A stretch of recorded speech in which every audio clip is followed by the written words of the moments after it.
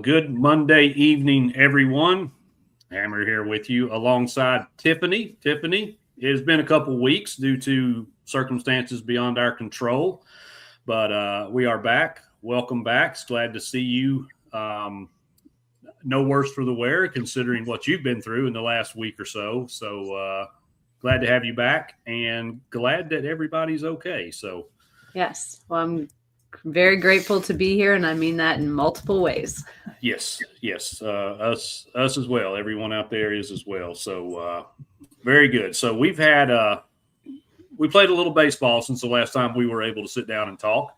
Yeah. But it looks like our bats have started to find some life, and looks like our pitching staff is starting to settle in a little bit. We did have a little hiccup there on Friday. Unusual, probably one off from Coons, but otherwise it's been a pretty good run. Just want to real quick recap the SEC games from this weekend, because anytime I get to take a jab at Peabody and Florida, I'm a gunna. So Ole Miss won 2 of 3 against Kentucky. Oklahoma took 2 of 3 from LSU, and man, you talk about preseason expectation versus realistic performance. It does not look good in Baton Rouge. It is a championship hangover for sure. Boy, I tell you. And granted, I understand, because we kind of felt that pain when the majority of our roster went on to bigger and better things in the professional ranks, but still, to come in with that kind of expectation and to have this type of performance has got to be very disappointing for Tiger Nation, and we love it. Texas took 2 of 3 from Auburn. Georgia got A&M 2 out of 3. Arkansas 2 out of 3 versus South Carolina. And then my favorite things to report outside of Tennessee winning the series against Mizzou, Mississippi State sweeps Peabody. I tried to get the, hey, coach, how many games did you lose this weekend meme out there, but I just didn't have time today. I'll try to get that later. And in the battle of please, Lord, let there be a meteor, Alabama sweeps the Gators. And that's one that I don't think anybody was expecting. What is going on with these? Georgia and Texas right now are the only teams in the SEC that look like they are playing up to what we thought we were going to see coming into the beginning of the season, certainly their preseason rankings. Tiffany, what is going on in Baton Rouge, Nashville, and that dump in Gainesville?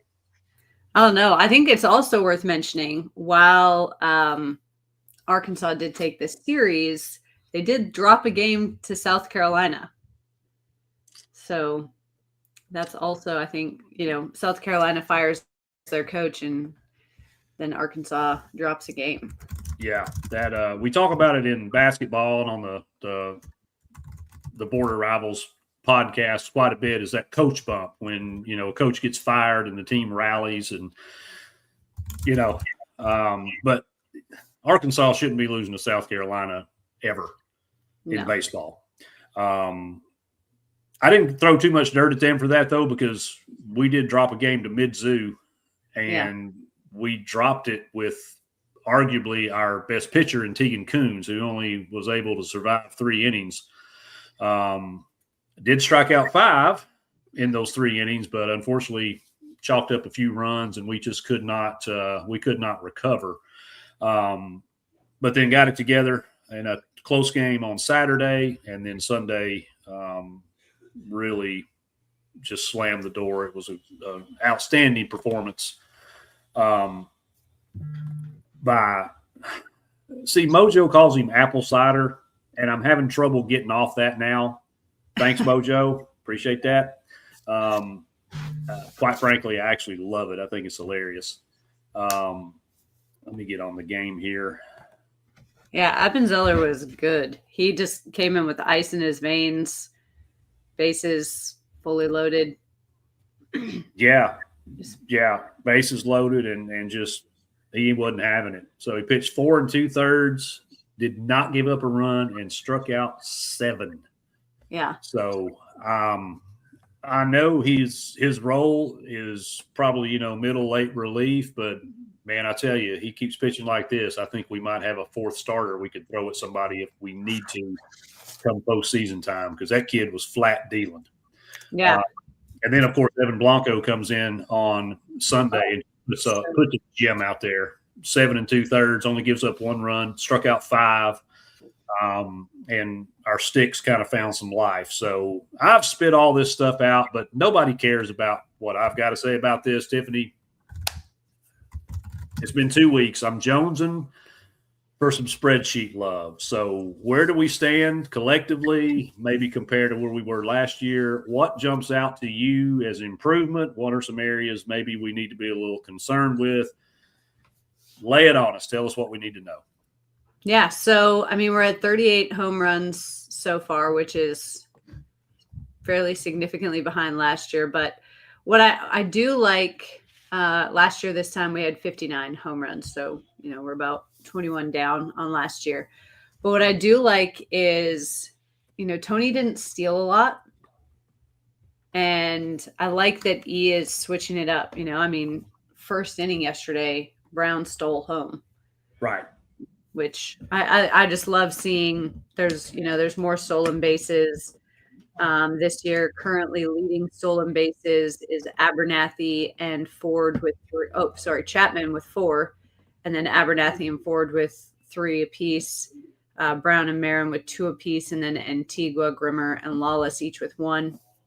So we're at 17 stolen bases on the year. We've had 6 guys thrown out and 3 picked off in additional attempts. So, I like that we're doing that more this year. Yeah. I one thing we've really never been as aggressive on the base paths, and I think there's been opportunities where we haven't taken advantage of that. So it is good to see.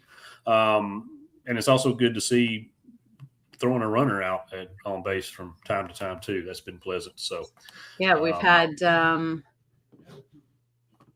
have had 5 thrown out so far and 5 picked off.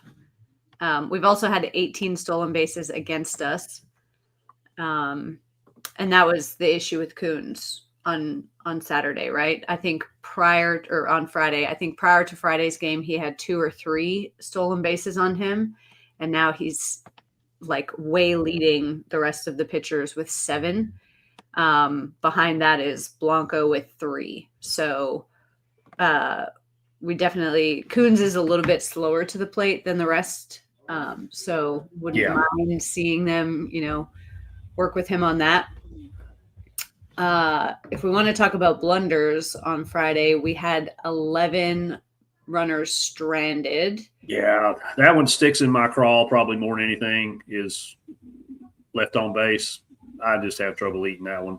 So and 6 of those 11 were in scoring position. So, that's a major issue. But by Sunday was the best game in terms of this year, the best game in terms of stranding runners. We only had 2 runners stranded the entire game, and only 1 was in scoring position. So seeing some improvement there. I think there's been a shift mentally from swing for the fences every single AB to let's be a little bit more situational. Let's understand what our role needs to be here. I didn't have time to do it yet, but for next week, I'm going to go through and I'm going to see how many runs we've scored with 2 outs, because we are definitely a 2-out rally team as well. Yeah, and that's kind of been a little bit of the thumbprint of this team for a while now. Is we get those 2-out rallies and capitalize when kind of pressed up against it. So it's good to see that. And then from a pitching standpoint, we already talked about where Coons struggled a little bit and what Appenzeller and Blanco were able to do over the course of the weekend. This team, the ERA has gone up, which we expected once we hit SEC play, right? We weren't going to continue to, not let people score on us. But they're still top 30 in team ERA, and strikeout per 9 innings, they're top 12. They're actually tied with Miami of Florida and just a tick behind Mississippi State and Georgia. LSU still the top team in that category.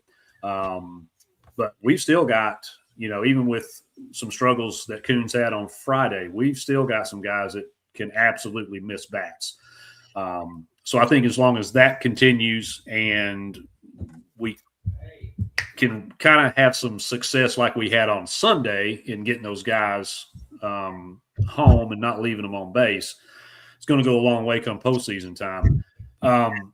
Do you think, as of right now, based on what we've seen through non-con play, stumbled our way kind of through that Georgia series where we basically gave them a game on Saturday to where we played yesterday, where do you think this team's trending? Are we trending in the right direction? Do you feel like some of the things that we've talked about is probably potential hazards for us down the road? Do you think we've addressed some of that? Just overall, how do you feel about this team right now? What do you think how do you think they can close the season out? Still a lot of baseball left to play, but yeah.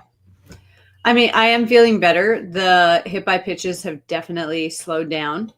In that, we're not seeing 5-6 a game, which is good. Yeah. Yes. Yeah.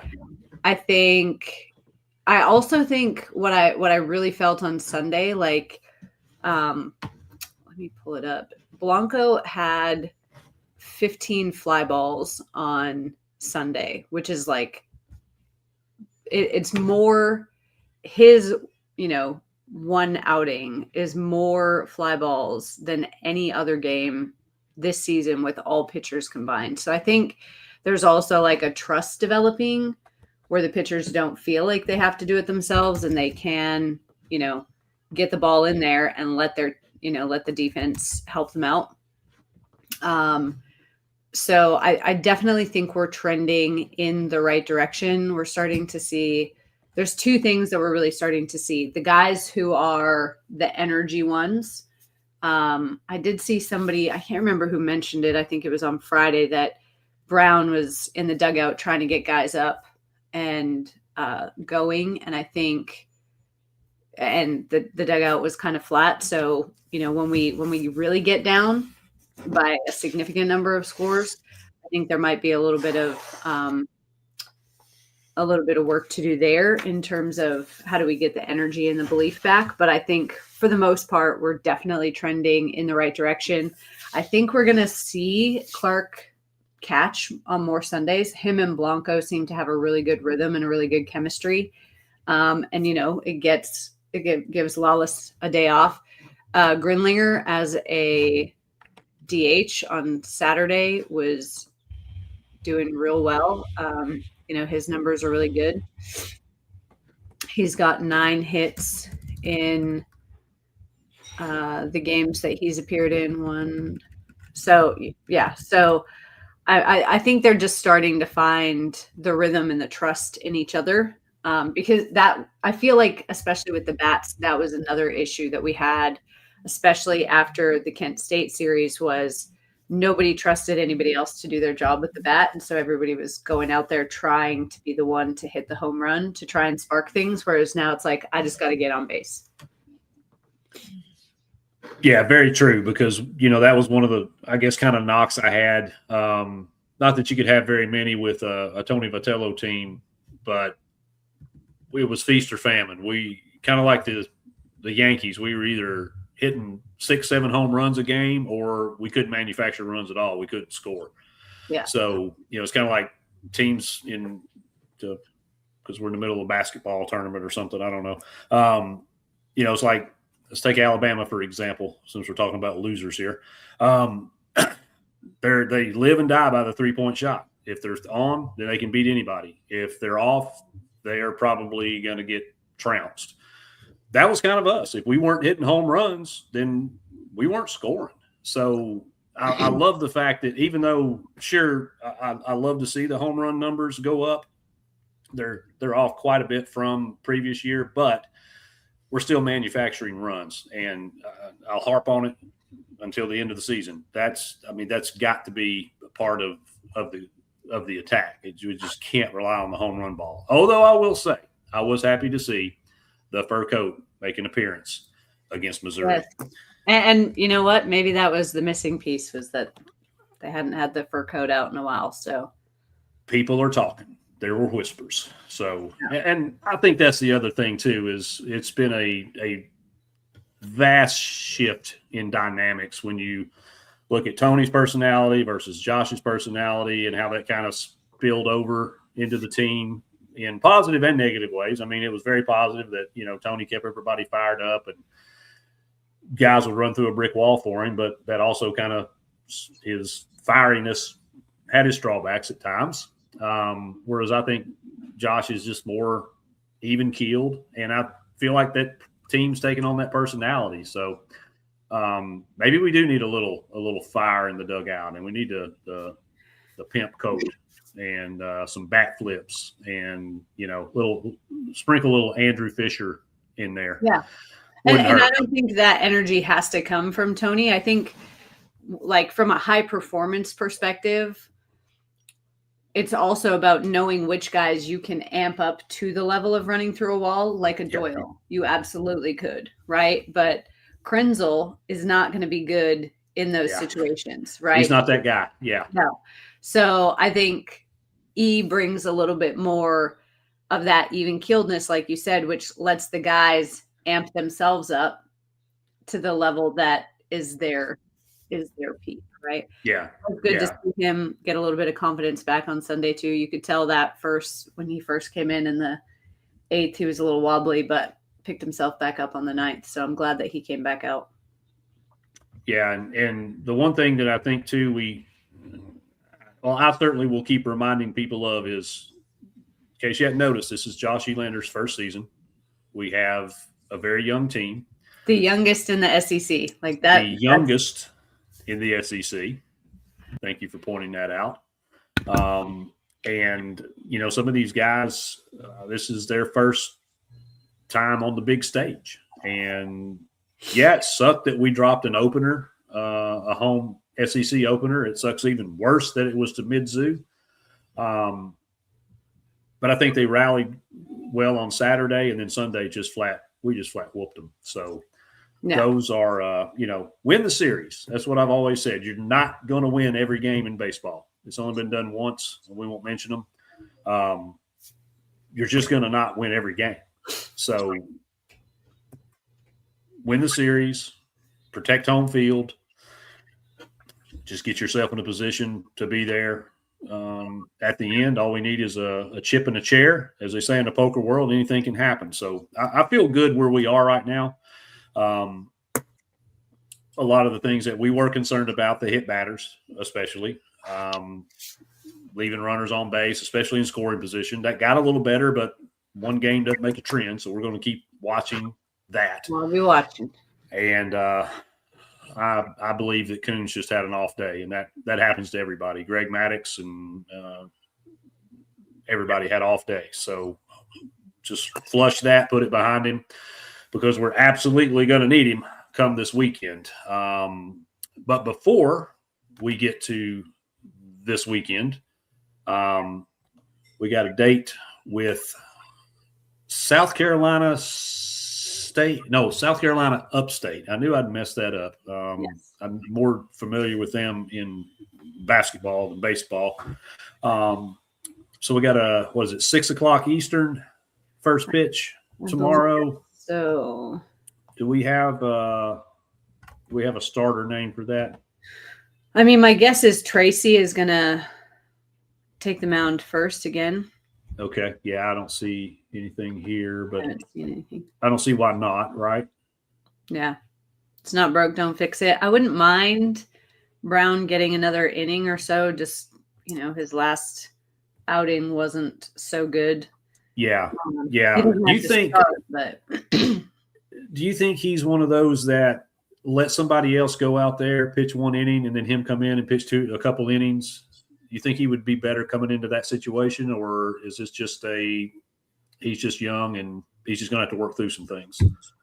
I mean, I think it was the next day after that game that it was announced that he was being sued by Rice's NIL, right? So I don't know if the stress of that played any role. I mean, I'm guessing it would. I've been sued before, and I wasn't 19 when I got sued. I was going to say, and if I was a 20-year-old kid getting sued, I would probably react to it very differently than I would today. So yeah, exactly. So I don't. I think that probably played a role, but yeah, maybe he's not a starter. I mean, in the games that he did start, he did well, but he also only pitched 1 inning. So maybe he is a guy who's more, a mid relief, but I wouldn't mind just getting that confidence and those reps in now, just in case we need him in the postseason. Yeah. And that's kind of where I was going with it is, not that you really want to experiment a whole lot the back half of the season. You kind of do that in the non-con, and this is non-conference game, middle of the week. We all know that, those are basically approached more or less as scrimmages. But we need to know who is going to play what role when we get to that point of SEC tournament play, and of course when we host a regional. Yeah. But yeah, I just wonder though if it may be something like that. I guess to your point, we can't really pin too much on him for that. Coming off that situation, I know I'd have been a wreck, scared to death at 20 years old, getting sued by somebody, especially for that significant amount of money. But it'll be interesting to see. Because we struggled so bad last year with that third starter, and it really. It really kind of hurt us in the tournament. So I would like to see some of that stuff shored up, and that's where I think I'm going to say it again, apple cider. Appenzeller, I think, is going to be a key part to that. But I feel like we've got 3 legit starters that could go out there and deal against anybody. And we just didn't have that last year. So that's another reason I'm very optimistic about what's to come. But I mean, I think last year the big stress was our pitchers, right? You had Doyle, who you knew was going to be lights out on Friday, but then it's like Sunday, the hitters also knew that Phillips was likely going to have a number of stolen bases against him, and that, that would spiral. And so then they tried to overcompensate, and then Coons kind of struggled on the Sundays. But, I think our Friday, Saturday, Sunday starters are real good right now. And then, having Arvidsson, Appenzeller, Krenzel, who can come in. Frederick has been dealing. I'm loving that Rudy is getting more innings as well. Yes. I think he's going to be pretty key.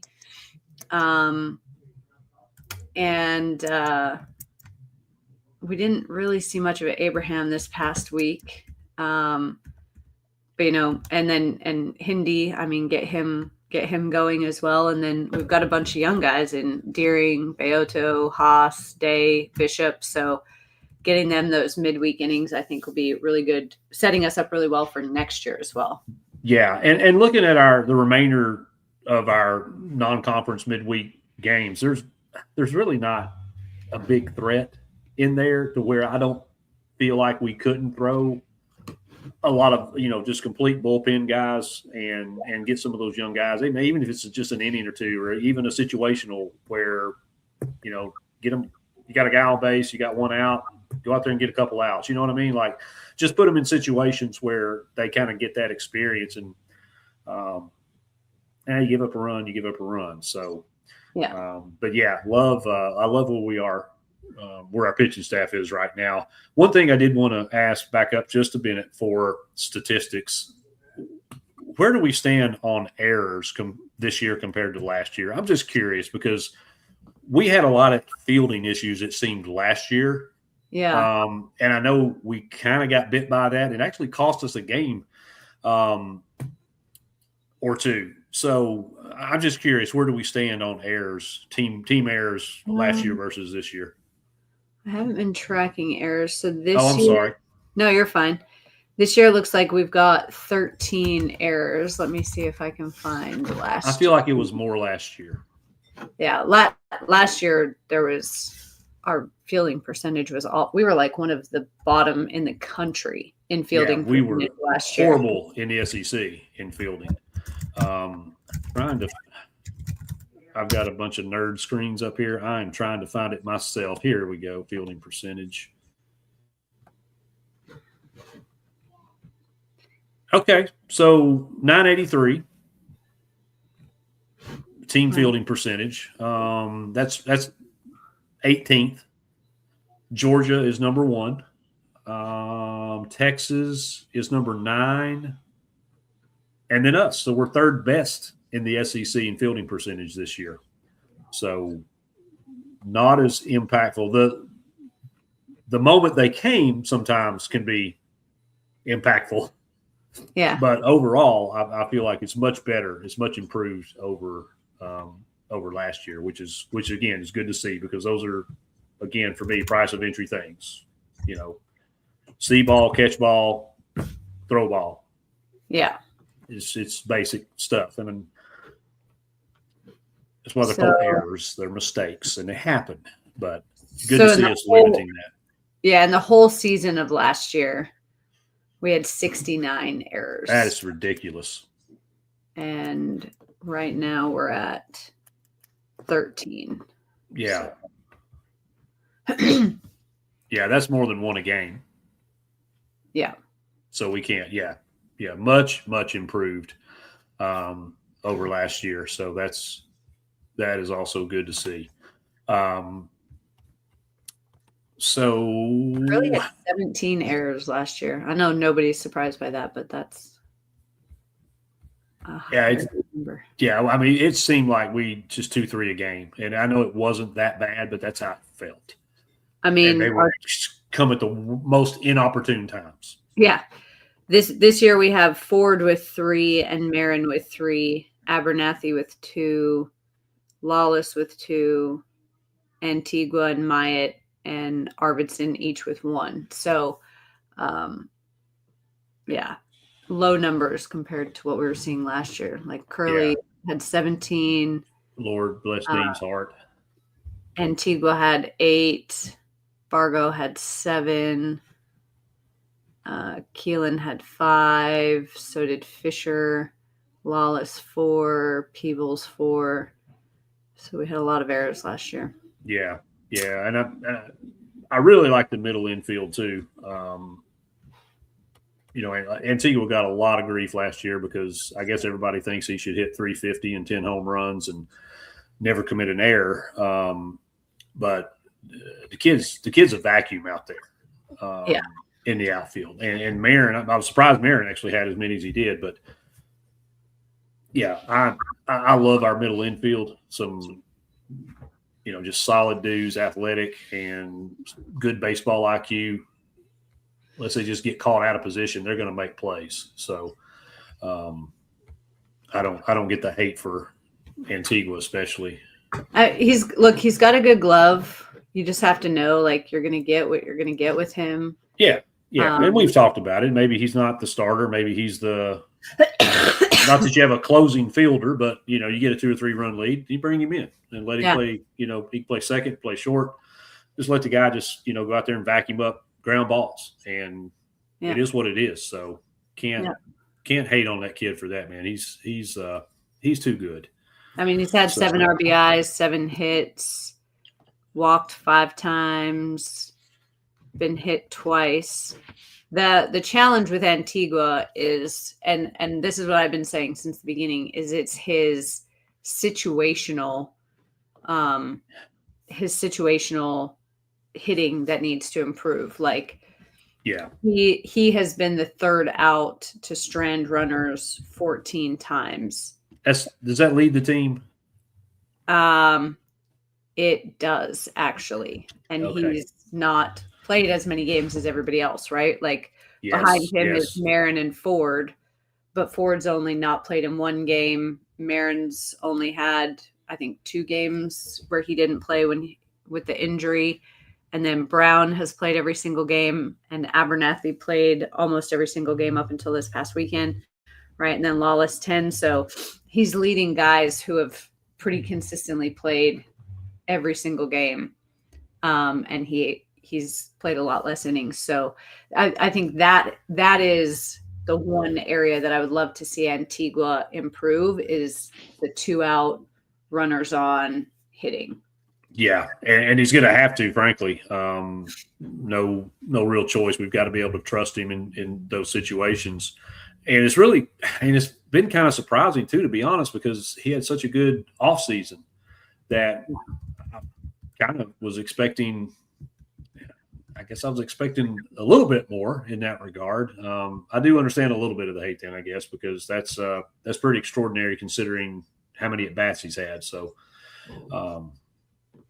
I mean, at this point, all we can do is hope. We can't get out there and I can't get out there and coach him, and you can't get out there and counsel him. Yeah. So he's had 32 at-bats he's had, and 13 of those he has been the third out to strand runners. My goodness. So it's a third of them. Or 14. He's been the third out. So Lord help us. It's almost it's not quite half, but it's getting close. Yeah. So yeah, that's definitely an area that's got to, because we can't go into tournament play with those kind of numbers. No. So okay, well, we'll shift our focus a little bit to what's to come, and already mentioned USC Upstate. They overall 12-13. They're 3-3 in conference play, which their conference is the Big South. I'm looking right now. They really haven't played. They did play South Carolina and Texas. That's been about it. Texas absolutely throttled them, although they did compete in the Saturday game. They lost 11-9. And, of course, big brother there, South Carolina beat them pretty handily, 12-3.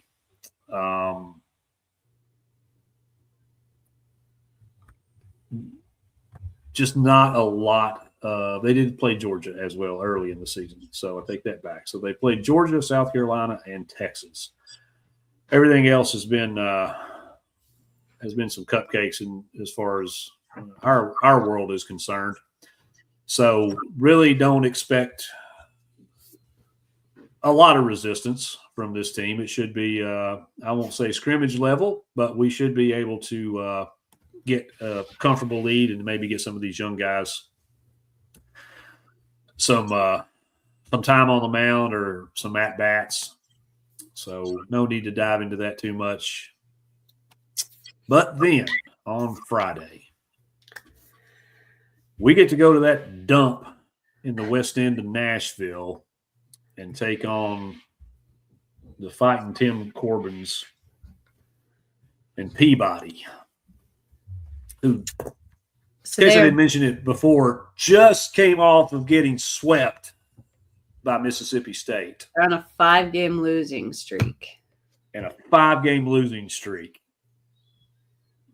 So, and that dang Whistler is going to be the most annoying thing in the universe for 3 days of my life. Nothing would make me happier than to shut that guy up with 3 big fat L's this weekend. Anything happens in this series, we've seen all kinds of nonsense and heroics and stupidity. Any thoughts on what we should expect from either team? I mean, I know Vandy's, they're slumping bad right now, and it's across the board. It's not that they can't hit or they can't pitch. They can't seem to get anything going. Yeah, so their current overall record, 13-12, is the same as South Carolina. Cool. 2-4 in conference play, but at home they're 12-4. So they do have that going for them, but they don't seem to really have a solid Sunday starter. The 2 conference weekends so far whoever started for them, it doesn't look like fully made it out of the first inning before they had to bring in someone. If I remember correctly, let me pull it up. But the guy who has been going on Friday nights for them, Fennel, he's got a 5.74 ERA, 31.1 innings pitched, 31 hits, 21 runs, 20 earned runs, 7 home runs. Remember, they did move in one of their, I think it was their right field fence. And then they have and he has 43 strikeouts. Nadeau on Saturday has a 3.27 ERA, 22 innings pitched, 17 hits, 8 runs, 8 earned runs, 1 home run, 29 strikeouts. So comparatively, we've got Coons with a 4.35 ERA for Saturday or for Friday, Mac with a 3.38 for Saturday, and then Blanco with a 2.73 ERA on Sunday. So, yeah, collectively, their pitchers are giving up a little over 7 hits per game, and we're above them in strikeouts per 9 and hits allowed per game. So I feel like we have a pretty distinct pitching advantage in this matchup. I'm trying to scoot over to Team ERA now to see where they are, and the fact that they're not in the top 50 makes me happy. So they're 52nd. They have a 302 batting average collectively as a team, which is still pretty strong. I mean, anything over 300 is can't really sneeze at that. Yeah. And it is in their place. It's on that abomination at Hawkins Field. And actually have a better team batting average than we do. They do have a better team batting average. So we're definitely going to have to we're going to have to be on. We're going to have to make smart. Gosh, we're at 279, really? I thought it was higher than that. Dang. I'm at 278 is what I'm seeing. Not that that's I may have rounded up. I like mine better. We'll go with mine. But yeah, we're definitely going to have to. We're going to have. Our guys are going to have their stuff. We're going to have solid games. Coons has got to bounce back. We got to start this thing off right, and we've got to make good decisions with who we bring in at what time. Make sure our pitching hitter matchups are optimal. I haven't really seen that as being an issue. I know we've had a couple situations where we brought guys in and they've gotten lit up, but it's not been terrible. I can think of a couple games where that's happened. Somebody's come in and faced one batter and given up 3 runs, and then I think another time we left a guy in a little too long. So if we can leverage our starters and get 5-6 good innings out of them, hand the ball over to Appenzeller and the boys, I feel like we can get out of there at least 2 out of 3. And quite frankly, the way Vanderbilt's played, I don't see why we can't sweep them. I hate Peabody. I don't know if I've ever mentioned that on this show. You know what? I've never heard you say it. Okay. Probably don't see it on Twitter much either. But makes me very happy when Peabody loses in anything. If there was a checkers tournament and it was Peabody against Tehran University, I would have trouble deciding who to pull for. So last Sunday against Mississippi State, their starter did not make it through the first inning. I don't even know. He didn't even get an out. That's beautiful. Has that been their typical Sunday starter? So it was Baird who started against Mississippi State, but I'm pretty sure they had somebody else start against LSU. They had Taylor start. Yeah, I haven't kept up that closely with them because I've been too busy laughing at them. But do they have a consistent Sunday starter? maybe before. I didn't look. I didn't have time to look before conference play started.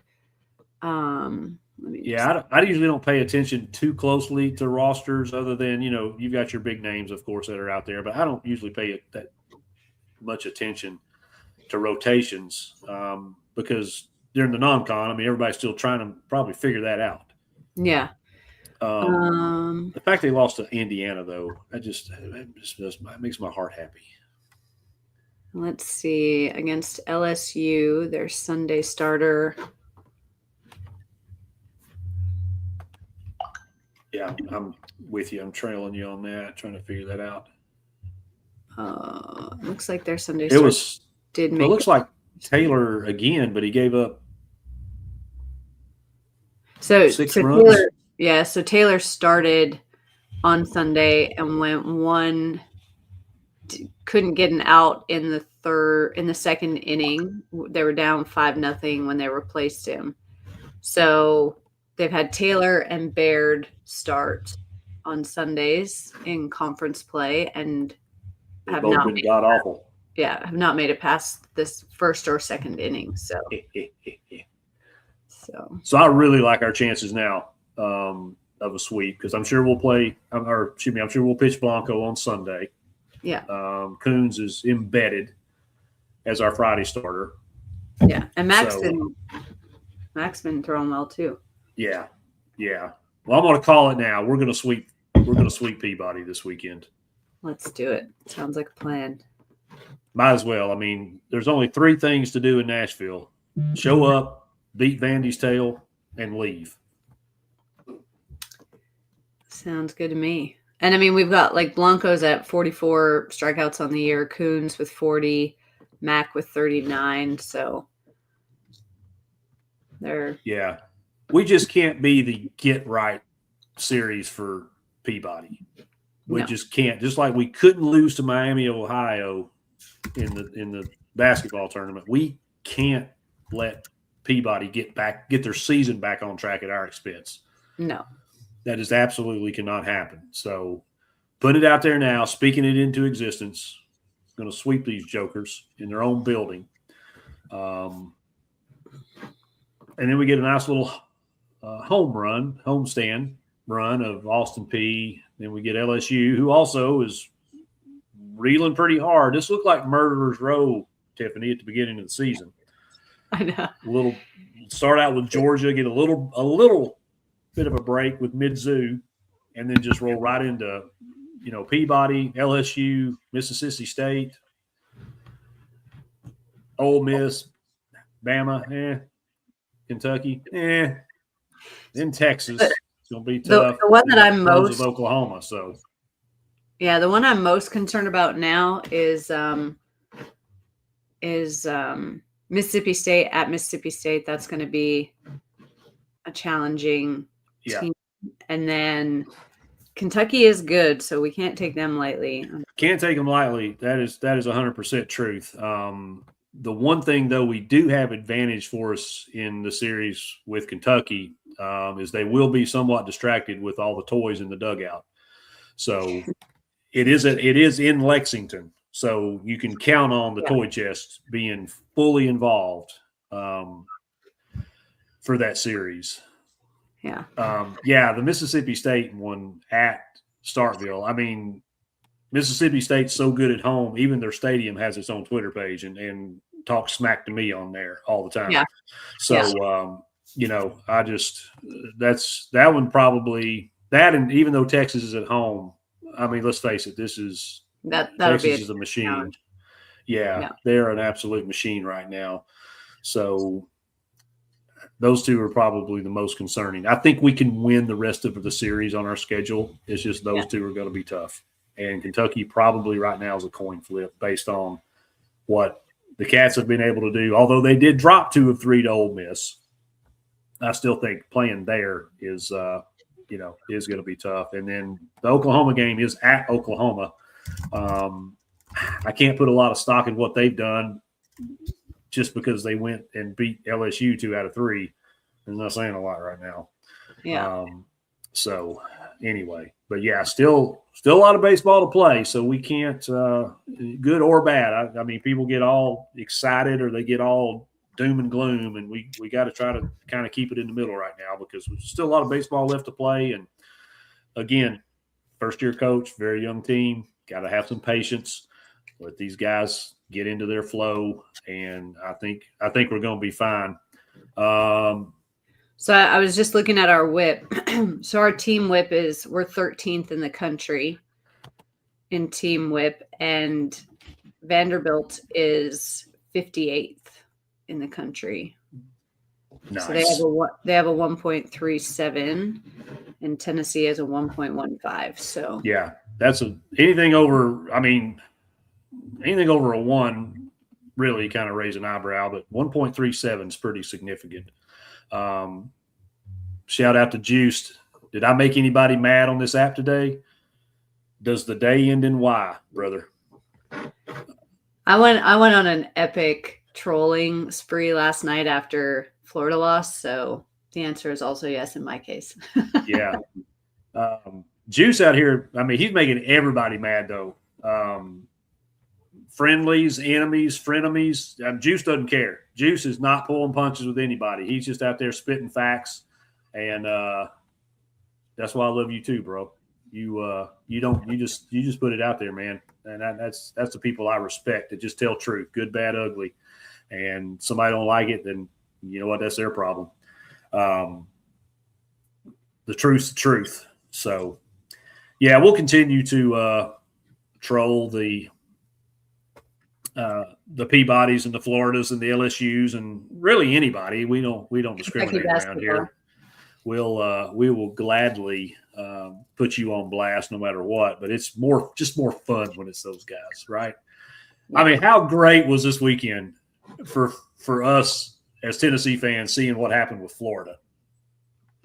Get swept by Bama, which anybody but Bama would have made it even better, but so be it. It is what it is. And then they turn around and get put out by a 9 seed in the NCAA tournament. Yeah. And Kentucky's done, and Vandy had declared that they were the best athletics department in the SEC, only to get bounced in the first round. So, yeah, let me just recap your best athletic department season for you here, homie. You had the best season you've ever had in the history of your school in football, and it won you exactly nothing. Your best shot ever at a Heisman, and you fell short there too. Then your basketball team, congrats, you beat us, woohoo, whoopee. And then you turn around and just get absolutely smacked by another corn team, just like Florida. And then your baseball team's on a 5-game skid, and we're getting ready to make it 8. I don't know who you play in the midweek. Couldn't care less. It doesn't count. So congrats.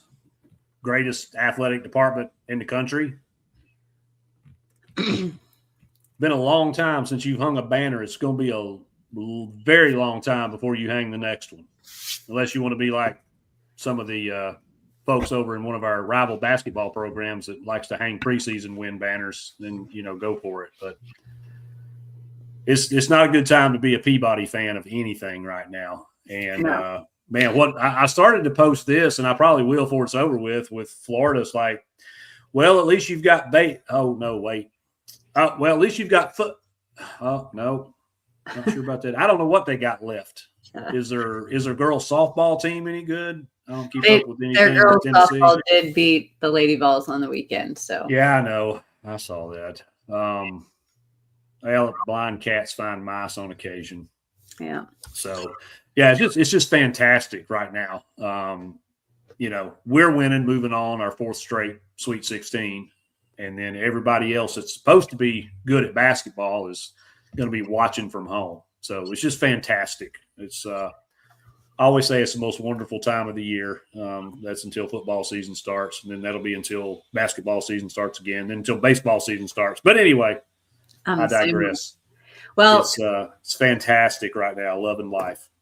Vandy has Tennessee Tech tomorrow, so they might be able to break their 5-game losing streak before we come to town and start a new one. I don't know. Those boys get fired up to play the big boys in state. I hope they go up there and just – I hope they beat them in like a late top of the ninth, 2 runs down and hit a 3-run shot and shut them out. I would love to see them win in a heartbreaker.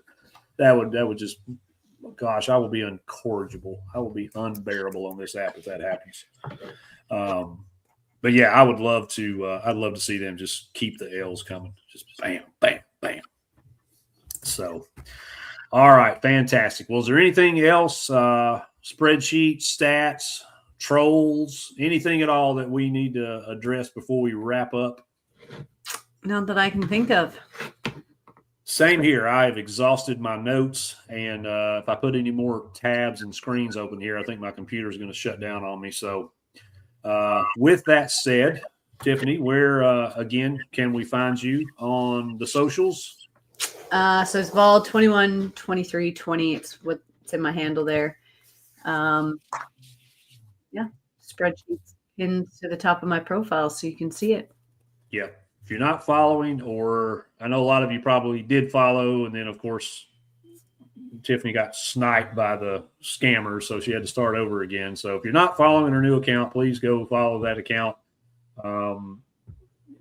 If you like baseball at all, or a numbers stats nerd like me, then absolutely must follow her. It's fantastic content, and you don't have to sort through 37 tabs like I do to get numbers. You just look at her spreadsheet, tell you everything you need to know. So, I mean, there are a lot of tabs on this spreadsheet. There's more tabs added every week, but I try and keep it as easy to read as possible. Yeah, no, it's fantastic. It's much easier to read her spreadsheet, I assure you, than trying to do or find anything on anybody's website, the universities included. Just let Tiffany be your one-stop shop for all things BaseVols. So, well, once again, awesome job. I love our Monday time, and I love keeping up with all the stats and the numbers. Thank you so much for what you do and what you bring to Vol Twitter, especially the baseball world. And keep firing those trolls off. You were on a roll this weekend. I loved it. Awesome. Well, I'll see you next week. Sounds great. Thank you, everyone, for joining. If you watched us live, thank you so much. You go back and check us out later on. You can find it on the Heavy Pour Sports YouTube page, my page, Dropping the Hammer, or just pull us up on X. We are always streaming here. Thank you again, Tiffany. Thank you, everyone. God bless. Love you. And we'll see you next time.